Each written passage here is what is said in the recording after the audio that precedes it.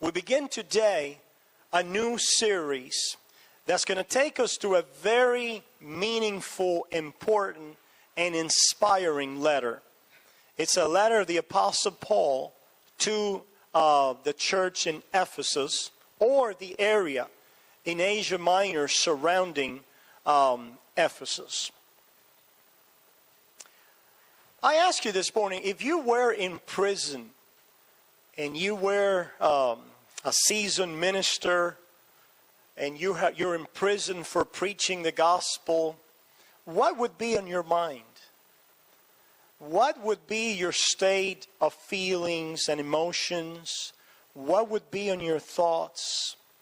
And if you had an opportunity to write to the churches that you have established, churches that you have founded and overseen, what would you write to them? So I'm putting this in context. And what I want to do more of with you is teach you how to read the Bible. Because we're reading the Bible not just for ourselves. Hopefully we're reading the Bible, number one, because we want to be fed. But number two, because we want to share it with others. I ask you, we get a lot of this idea of, man, did you have your quiet time together? Did you have your time by yourself with the Lord? And that's fine. No problem with that. However, it doesn't really say in the Bible that we should read the Bible by ourselves, does it? What we have in the Word of God is that we should be speaking the Word one to another.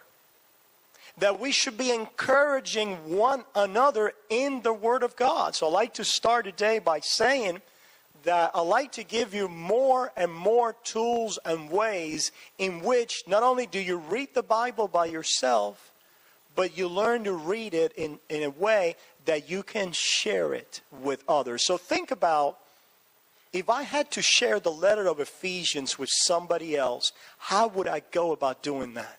How about that?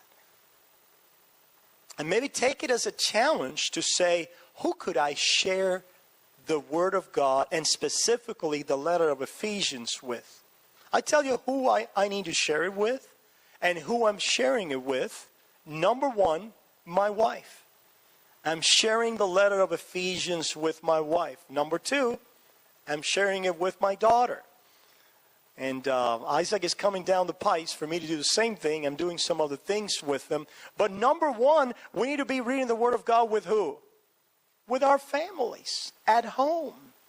We need to be spending time reading the Word of God to one another.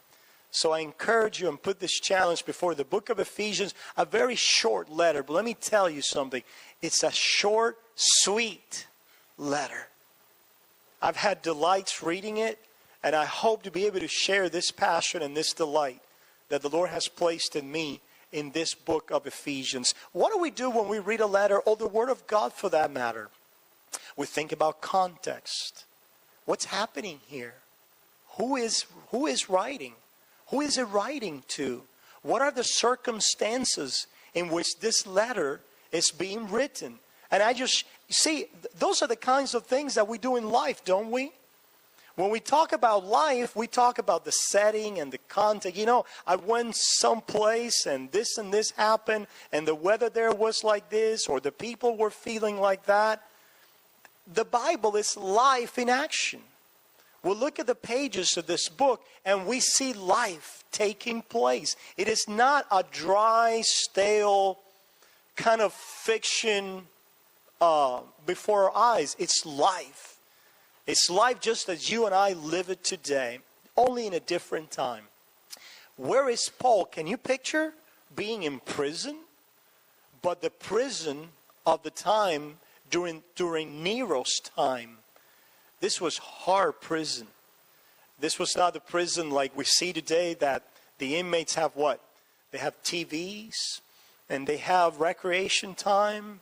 And we see so many things that inmates have today, especially in our nation, right? You go to other countries, and man, get ready if you're in prison, okay? But it was very hard conditions back in the time of the Romans. And there is the Apostle Paul. And what is the Apostle